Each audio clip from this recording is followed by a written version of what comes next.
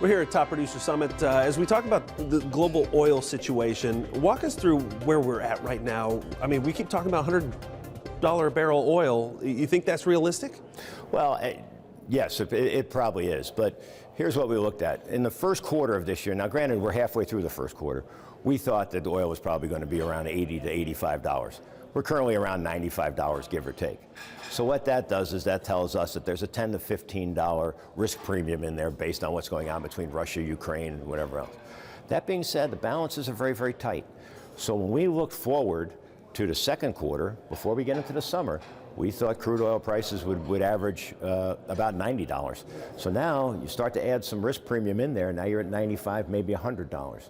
So we'll see. Now OPEC has certainly said that they understand, given the inflationary pressures on the world, that they may need to increase production a little bit, but there's really not a lot of additional production available.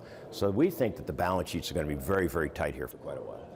What does that overall impact have on our global economy here if we continue to ratchet up these oil prices? Does it slow us down? It's certainly a negative. I mean, you have CPI up 7.5% in December. I mean, those numbers are just, unbelievable when you think about it.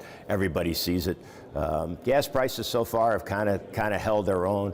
Will we feel it? Yeah. Will it be slowed down a bit by, maybe 2.5 point increase in interest rates by the end of the year, which we think are very, very possible? That's going to slow it down as well. So we have to be cognizant of it. I flew down here to Nashville. It was $160 round trip, cost nothing, right? And the plane was half empty. So what we might see is people move away from driving based on in the summer months, based on gasoline prices. We might see some more flying.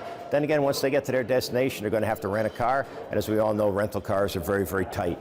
So it just becomes this whole, it's all intertwined with each other. But yeah, higher oil price, I mean, look, if you got to a national average around $4, I think you would definitely hit the brakes, so to speak, no pun intended. All right, appreciate it. Pete Meyer, S&P Global Platts, joining us today. We'll be back with more Ag Day coming up in just a minute. For more information on S&P Global Platts agricultural research and analysis, call 646-478-6465.